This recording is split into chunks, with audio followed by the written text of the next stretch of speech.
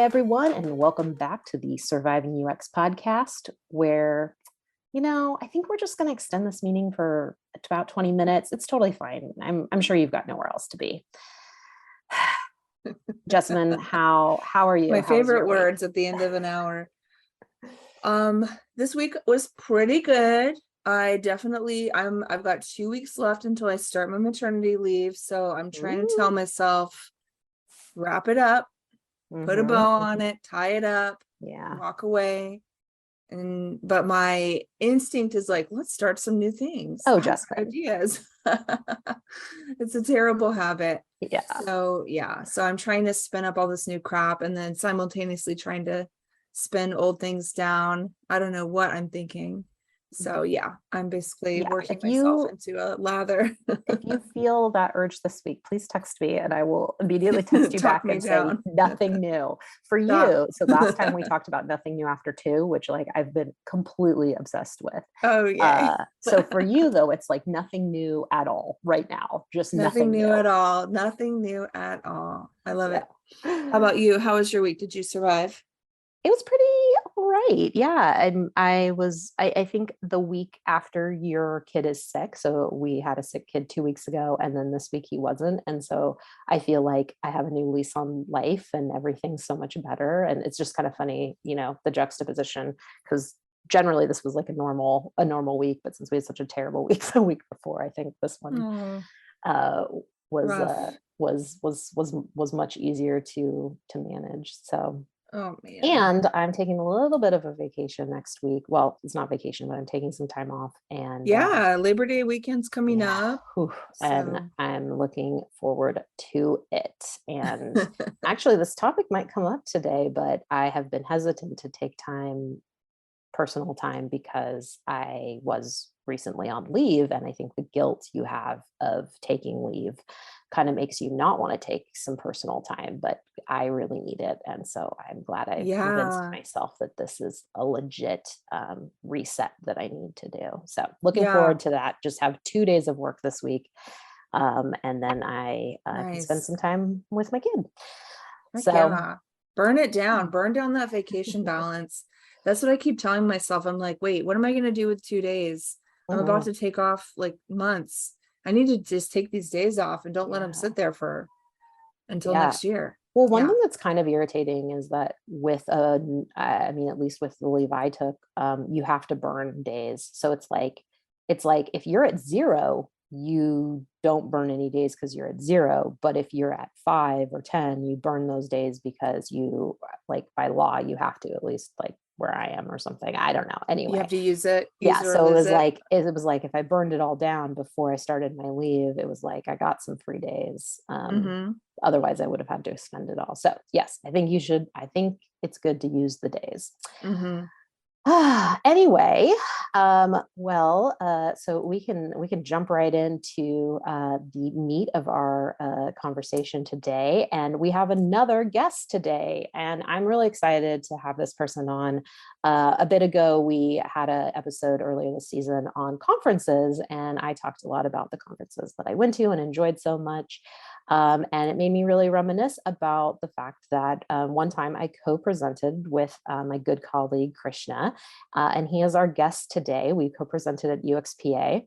That was a very long time ago. And in that time, Krishna has been a UX designer at Citrix, at LogMeIn, at Nutanix, and recently joined the folks over at Microsoft. And he is also expecting his first little kiddo in the next few months. So we have a lot in common here. Krishna, welcome to the podcast.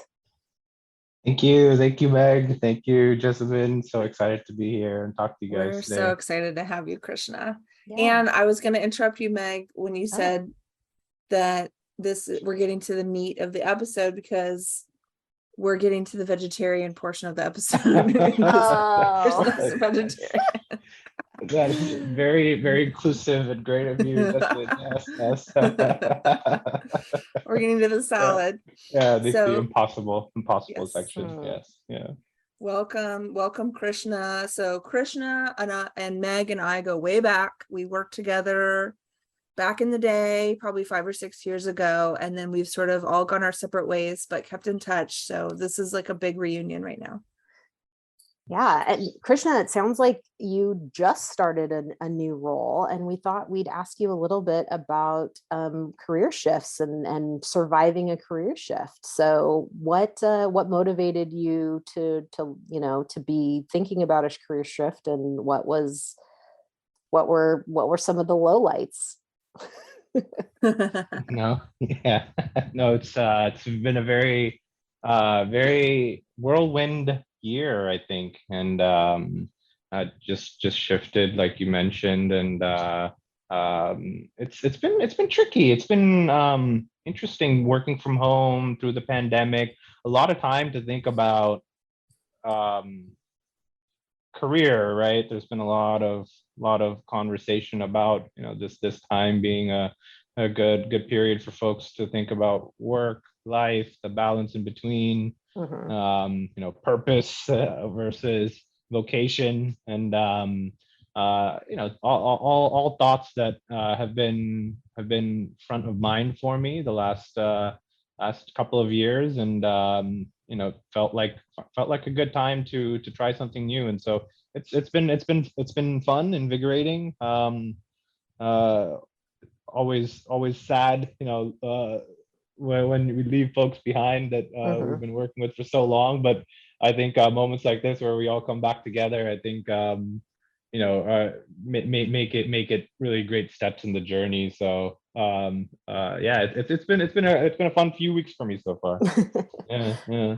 Was it really hard to say goodbye to your colleagues at your last role when you were changing? Because I find that like I almost get a broken heart when people leave. And it like really bums me out, and I have to remind myself that like people come and go all the time, but it's so much work to get to know people and like build those relationships, and then it sort of Absolutely disappears in an instant.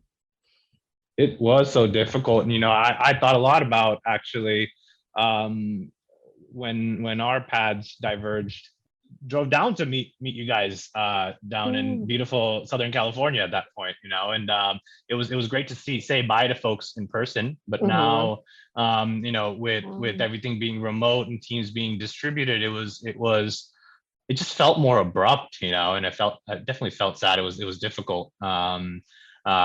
Just trying to find time to say bye to everybody you work with. But it was also so nice because I got to reminisce on 4.5 years of work and friendships and relationships that I made with folks. So it was definitely bittersweet. And it was difficult given that, it had to be, let's hop on a Zoom, right? The whole dreaded, hey, do you have a minute? And and then no agenda, okay, we know what's coming in that call, right? So it was tough. But, yeah. I think goodbye team calls over Zoom or whatever you're using, team calls over video to say goodbye to somebody are probably like the lowest ranking video calls you can do, because it's like they're mandatory, you have to go, everybody sort of takes a turn saying goodbye or saying something nice, and then there's a lot of awkward silence and like chuckling, and then everyone's like, okay, bye. It's like there really isn't a good team goodbye over a video. No, there's absolutely not. And this reminds me, so all three of us worked in remote meeting software before, and I remember there being multiple times like cyclically this coming up of like wanting to put in the UI like something along the lines of like, have a great meeting, ! Or something like that, like when you start a meeting or when you end a meeting or something. And it's like, oh, but you have to keep in mind that like some of these meetings are like to fire people, or some of these meetings are like to say goodbye to people. And it's like, have a great meeting, ! Not the right tone. Good point.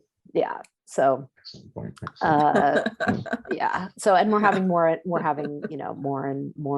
and more of these kind of all sorts of types of conversations on over this medium, because we're either fully remote or, because of the pandemic, working remotely for a short amount of time. Right.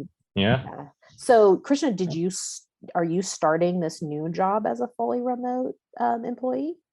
I am, yes, yeah. And so my team is on the other coast. I'm on this coast. Ooh, how's that going?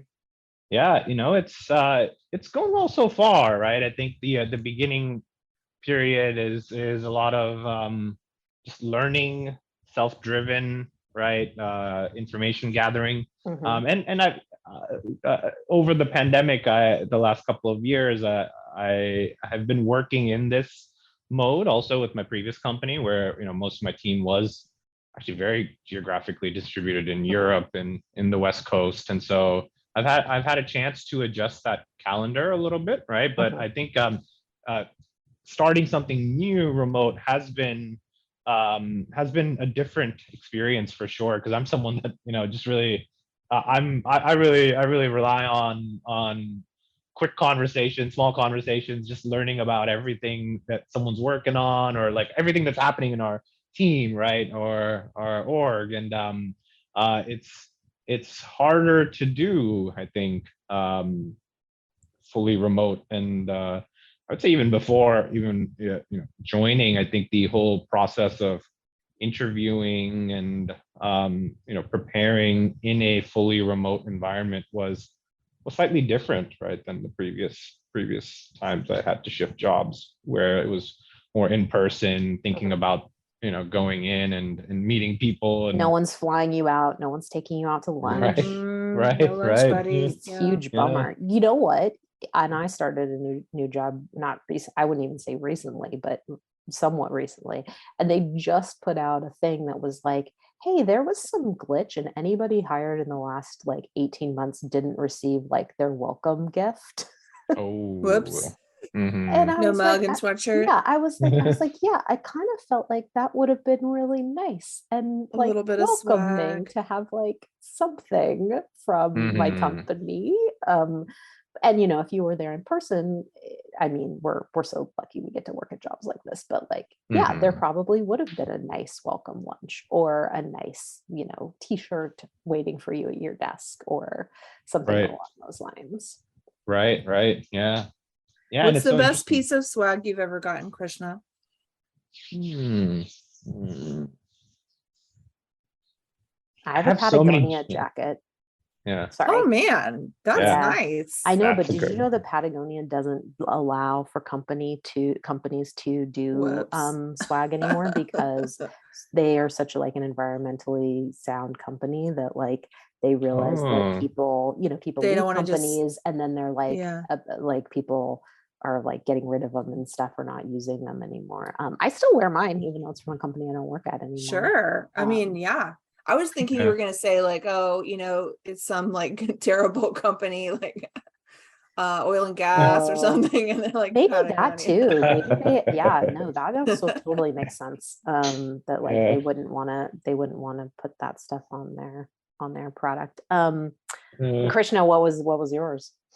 no, I was just gonna say I have like 7 jackets from my previous company. It was have one for every few degrees of weather change, I think. Which is great. But no, I think, yeah, I have a small little sling bag with a nice notepad, I think, and pen. Was a nice gift from my previous place. Jessamyn, do you have one? I agree with Krishna. I think the nice notebooks, because it's definitely Hmm. usually like a degree above what I'll typically spend on a notebook for Mhm. myself. But if Yeah. it's got like a padded cover or something with a little loop for a pen, I'm like, oh yes, Yeah, this is Mhm. right. great. Yeah. Yeah. I just used my husband's Yeti mug. That's really nice. Whoa, Yeah, that's Oh, fancy. yeah. I claimed that for myself. So I bet I'd scoop that up too. nice. Nice. Yeah. Well, I haven't gotten any swag yet, but Still waiting yeah. on it. yeah, Yeah. maybe there's Yeah. a It's glitch in the in your mail. system too. Yeah. Well, and I think, yeah, it's a lot of companies are embracing the new ways of work.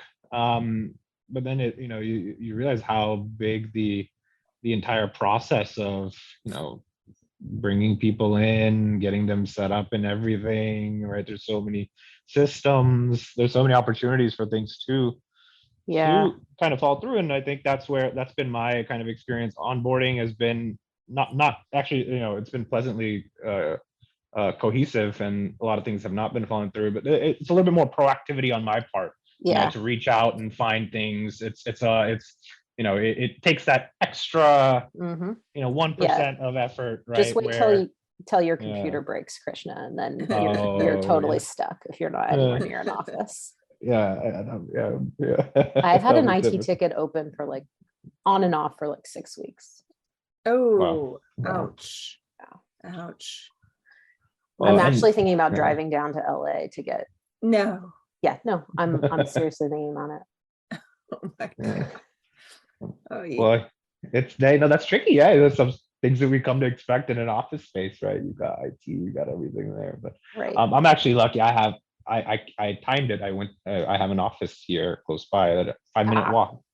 5-minute walk. Oh, wow. Yeah. So you're fully remote, but you're near an office. Yeah, because my team isn't there, those kind of things, right? Mm-hmm. So it's I have no reason to be in there, but it's a nice walk. So I knew Jessamyn and I would get into the giving you unsolicited advice for your pending child situation at some point in this discussion. And so here's my first one is that I think you're going to like having an office close by, even if your team is not there. It is right. It is nice to have the option to not be in earshot of your kid while you're trying to work. Yeah. And leave it work at work, Mm-hmm. go do it and then close your laptop and then come home, and you're not, because that's the biggest to me, like, boundary bleed that has happened working at home is that you can just work and work and work and work, and there's no limit unless something really pulls you away. You're kind of stuck. And so at least with the office, like, people are going to start wrapping up, heading out. I don't know about New York City. I mean, obviously the work ethic there is probably pretty intense, but hopefully you can, have a place to do the work and then come home and just be at home. I think so. I think it'll be, yeah, you're right. I think being able to organize that way, I think is helpful, and really a good designery way of looking at, I think how to optimize the setup. So because especially, staying in a Manhattan apartment, there's a lot of noises in general, So, yeah, you can go take a shower at work. I mean, don't people in Manhattan do things like that? Like they join gyms so they can use the bathrooms and stuff. Yeah, they're athletic clubs, not gyms in Manhattan. Yes. Oh, very fancy. Exactly. They're an extra $50. Yeah, exactly. Yeah. So Krishna, one of the things we were interested to hear from you about was, you're expecting your first child and you are going to get some paternity leave. And how do you think you're going to split up your leave, or how are you going to take your leave? What's your strategy? Yeah, it's something I'm thinking a lot about, and it still haven't come to a conclusion yet. Right, it's as I've started something new partnership with a new manager, a new team. Haven't really had an option to really hone in on a plan yet. But what I've been thinking about is really just how do I balance? Hey, I'm starting something new. I want to make an impact. I want to learn and use the momentum that comes with starting a new job, right, as efficiently as possible. With how do I balance that with obviously the big changes coming personally, right? And how that might change my timelines and schedules day to day. So I'm trying to think about it from, I think as dads, we'll have the I guess the say like privilege of being a little bit more not as physically drained, I think, as moms are after the baby, right? And so I'm planning to kind of just think about how keep an eye on how my workload is, how my personal kind of mental load is, right? And then figure out how to craft a plan of taking leave accordingly. So it's kind of tricky because if I was in a situation where I've been at a place for a long time, I would have a lot more of a confident take on how to balance these things, right? But starting something new, I hesitate to kind of go in with something, which I'm not sure if that's the right approach, right? So do the dudes at your work talk to each other about this kind of stuff? I mean, or do dudes like get together and talk about paternity leave? Because one of the things that in the past for me is I've had very few managers who are parents. And so when it came to like conversations about leave, I haven't been able to lean on managers to give me advice because they've never used it or done it before. So, I mean, the only source I ever got of like, well, I did it this way, and here's what I think about that is just talking to coworkers, or friends. But I don't know if guys tend to do that as much.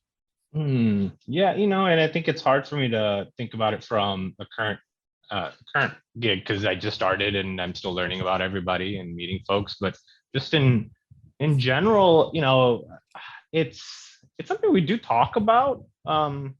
But I think it just requires a little bit more reach out, and there's a lot of people that are willing to give their perspective on how to balance things. But I think there's so many like differences between states in terms of what the birth parent can have versus the the support partner can have, right?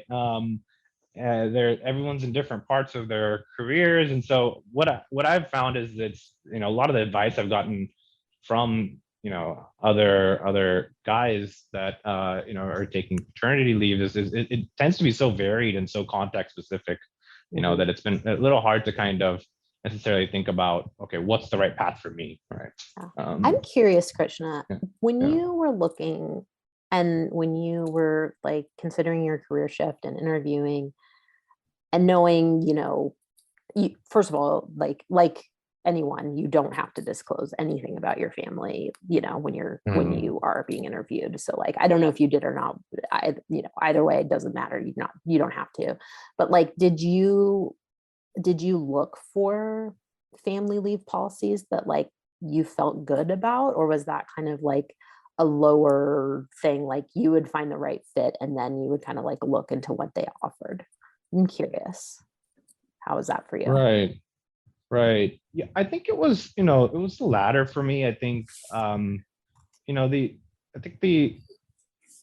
privilege of being in our field and companies that are based on the coast, right? I think there is a very what I'll say is my previous place had a really great policy, right? And I just wanted to make sure that I would continue to have that level of flexibility and support from a new opportunity that I would ultimately feel good about, right? Where I didn't feel like I was going to be making a compromise from a family perspective, right? So I think that was the only kind of factor for me personally that I was thinking about, was not to really lose anything from that perspective, right? It wasn't necessarily a deciding factor, and because it was but I wrestled with it a lot just because I was thinking about it from the perspective of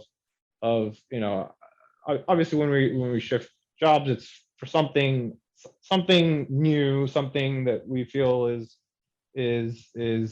going to benefit us, right? And for me it was a lot of just, it was more of the, I want new problems to solve, and new things to learn. And well, definitely having a baby is going to do that too. right. And that I think that's what I was trying about. I for me it was really, and it is at the moment, just there's something great new coming with the baby. If I'm in a mode also where something's new and I'm excited, right, and I'm in a learning mode, maybe those two things come together really really nicely, right? That's been my mindset, where obviously I've got, yeah, like you said, there's a lot of learning coming on the home front. If there's a lot of learning coming from the work front as well, that will kind of maybe give me that kind of joint motivation to maybe establish new habits, right? Learn new things in a much more open, open eyes, and soaking in way, right? Because that's something that for me, as I think about it, like that's how I'm looking to approach, being a new parent, right? And I thought, hey, why not try to model some of that in my work, and vocational kind of track as well, right? I think a So big change for me on that note has been around, it has been problem solving in the sense of like in both work and home. I don't feel like I deliberate quite as much anymore. Like the acuteness of like uh, getting to a solution and trying it out and not being afraid to like, because I mean, maybe I'm still afraid to try out the solution I think of, but I'm definitely bringing a lot of that stuff into my work where I'm like, well, I don't know if I really have time to like deliberate. I don't know if I want to. I don't know if I want to spend my time this way. Um, and then I think with the kid, like oftentimes you are just kind of like a solution needs to be thought of and tried, and we'll see if it works or not. Well, I have a couple of thoughts on this that I guess I would love to share with listeners. And Jessamyn, I don't know if you do either, but I love giving advice. But one is Unsolicited parenting. the like there might be at any company like a channel for parents like in Slack or in whatever you're using for your company wide like communication tools, and that's been a really great resource for me, both in kind of like seeing what types of questions people are asking, and also being able to like chime in and give my experiences on things, because like there's all these, like you said, Krishna, like there's all these questions about like what should I do for my specific situation, and everybody's going to be slightly different, but there's also like a bunch of stuff that's like literally how do I file this piece of paper, and like Jessamyn, what you said is like your manager probably doesn't know, because this is probably something that happens like once every 5 years for them or once every 3 years or something, and they're not going to retain that information or help you out, or like how do I pay for my health insurance while I'm on leave? Like, oh, it's this one tiny button in this one interface that here's 5 clicks to get there, and having just a place where you can ask these questions of other parents has been like super helpful for me. Yeah. The other thing I would say, so my go ahead. go ahead. No, you go ahead. Well, I was going to say, Krishna, just walk around the parking lot at your work and look for dirty minivans. And then you'll know that that's a parent car, and you can slip a little note under the windshield wiper that says, help me. I'm new dad. Yeah. But the parenting groups and stuff like that at work definitely can be useful. They can also be crazy. Depends on like the size of the company. Crazy. Yeah, it is pretty loony. I mean, there's no email etiquette. Some of these folks like don't understand like what an email blizzard is or how to stop one. So I had to unsubscribe myself from the moms group because there would just be like somebody would send out an email like, I'm looking for a babysitter. And you're like, do you realize that you just emailed 300,000 people? And most of them don't live where you are. Right. And the rest of the day is like, please unsubscribe me. And you're like, no, that's not how you do it. So anyway, but yeah, I think, but go ahead, Meg. Oh, I just wanted to say that it's so important to take your leave and to be a proponent of like encouraging the world to take this time. And I know that there's like more stigma for the supportive parent, whether you're male or female, the support parent to not take the time, because they aren't dealing with the medical recovery of childbirth. But like it's so important for us all, I think, to take the leave that were allocated by our company or by law or by the state. And to do that, because it then shows other parents that they can do the same. And it kind of hopefully over time like lessens and lessens that stigma. So maybe we can become a society at some point in the long-term future that actually cares about children and cares about babies, and puts, you know, an emphasis on families and not just like produce. So anyway, even if it feels odd or crazy or weird, like I would absolutely encourage all the support parents, all the non-birthing parents to take their full leave to the ends of it, because it not only helps out your partner and supports them, but it does, you know, it does show the other people at your company that like this is okay to do. And You've earned it, Krishna. Important. Yeah. Also, you're going to be a manservant. Like, I hate to break it to you, but you're not getting away with anything. I mean, you're going to be waiting on your wife hand and foot, and stuff that she's probably never asked you to do. Suddenly you're going to need to do for her. Just like getting her a glass of water. Like, she's not gonna be able to get up and get a glass of water. I asked for the door to be shut the other day. Yeah. I was like 2 meters from it. That was 2 so meters reasonable. from it and 7 months out from giving birth. So yeah. No, I think, I mean, finding a good community, finding folks to talk to, I think those are great tips you guys just mentioned. I think, and you know, I think from my perspective, some of, you know, I feel like there's more that I feel like I have to do in the prep in the next, you know, coming month and a half, you know, 2 months. And it's interesting to think about, you know, parental leave typically comes after the birth, right? And you don't get any pre-time.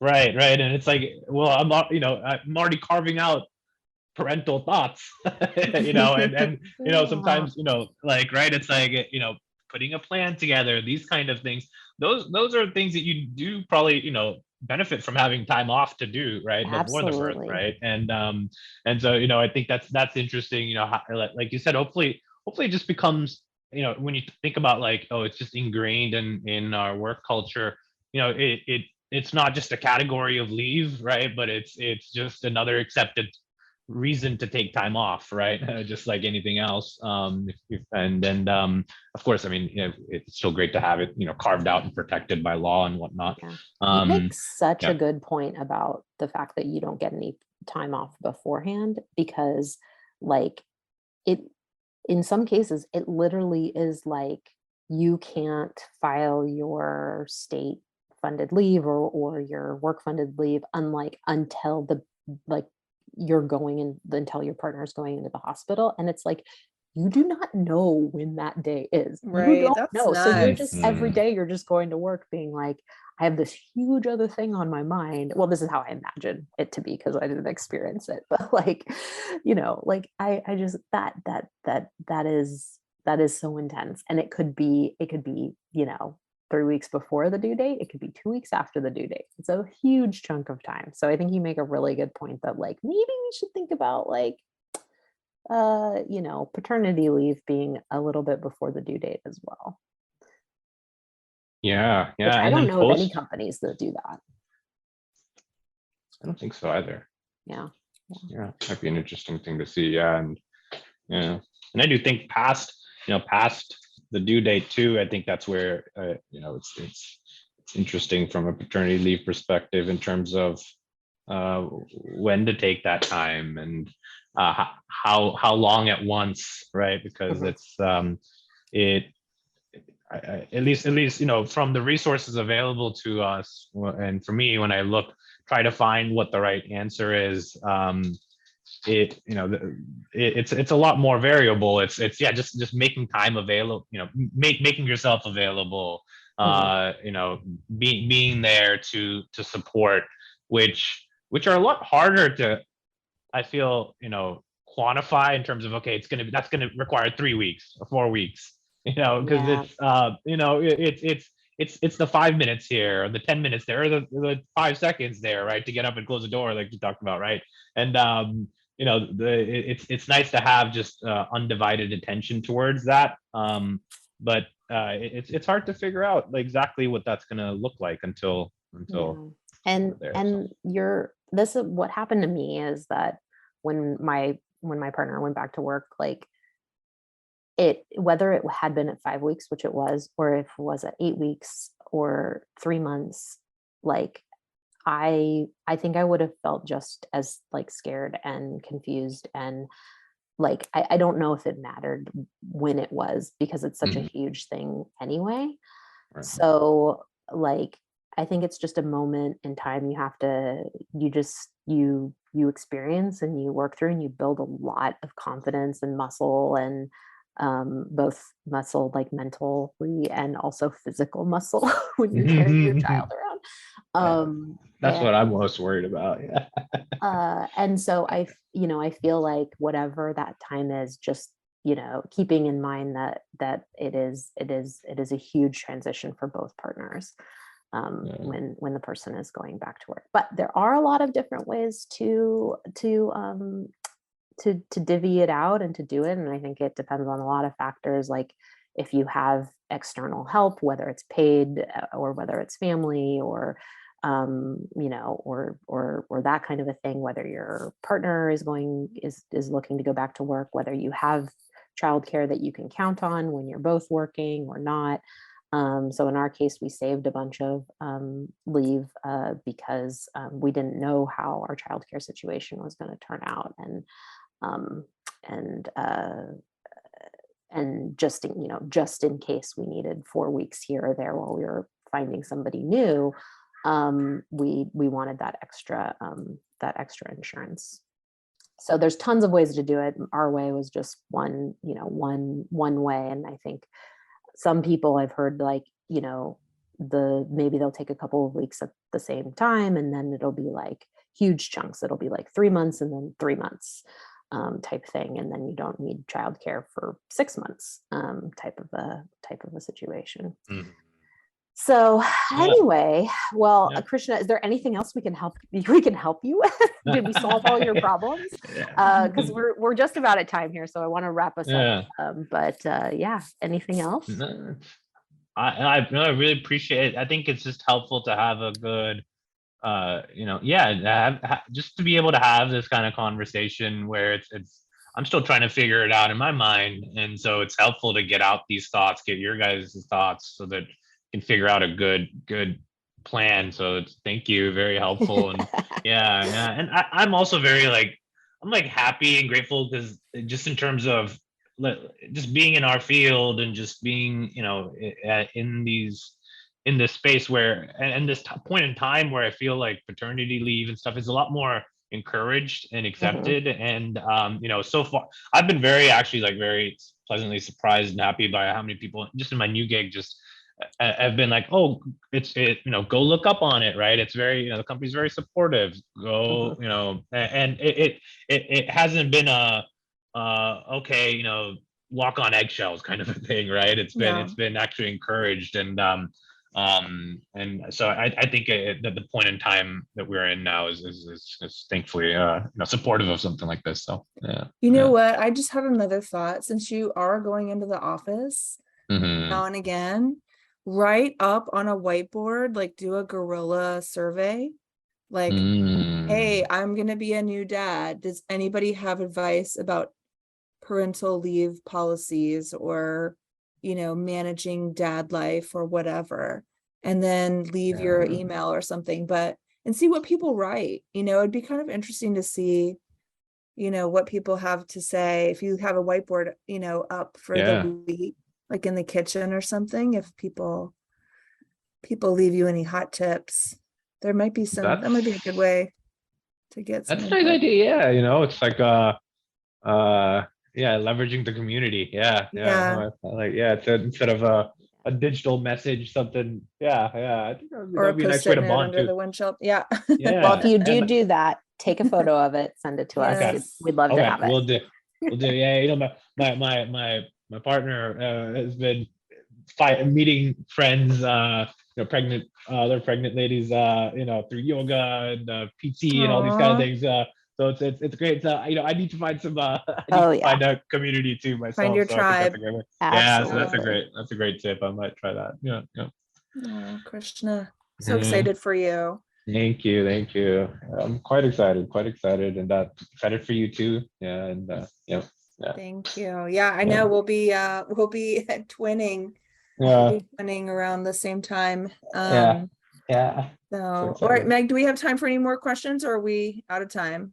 I think maybe we'll do one or two rapid fire questions. All right, let's do it. Go for it, Keep Meg. it real short. So sometimes Krishna, we have guests on the podcast and we like to ask them some rapid fire top of the mind questions. So not your favorite app or user experience, but one that isn't the worst. So something you may have to use, but it's not that bad.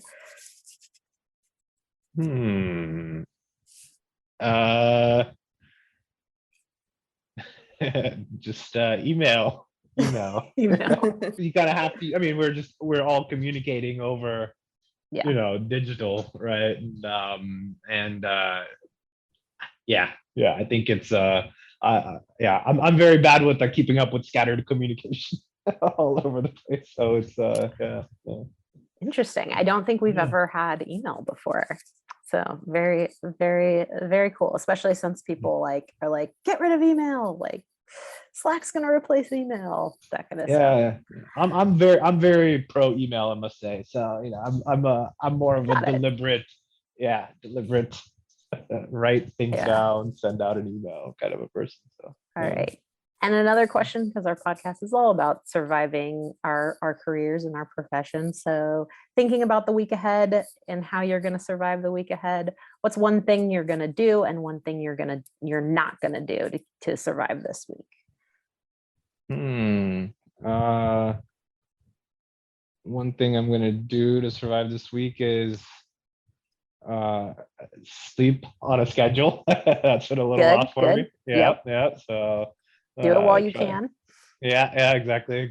And then one thing I'm not gonna do, I don't know, I might not go into the office this week. Let's see. I don't know.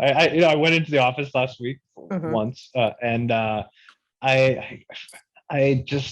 don't think I quite appreciated how less exhaustive it is to just be at home and just not, go through the process of even just and it's simple, right? It's like, we're like, get ready, go to the office, walk there, come back, go up and down elevators, right? I think I might not do that this week. I might just enjoy the last little bits of summer and just continue working from home. So perfect answer. I love it.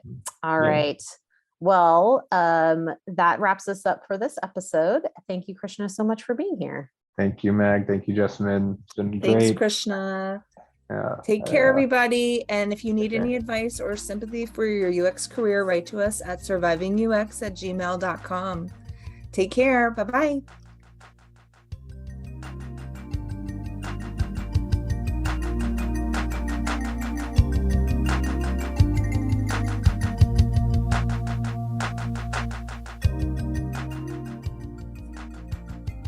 Surviving UX is hosted and edited by Jessamyn Edwards and Meg Kramer. Our theme music is, among other things, the on-hold music for Cisco Phones, Opus No. 1 by Tim Carlton and Derek Deal. We hope you enjoy the last little bits of summer, and we will see you next time.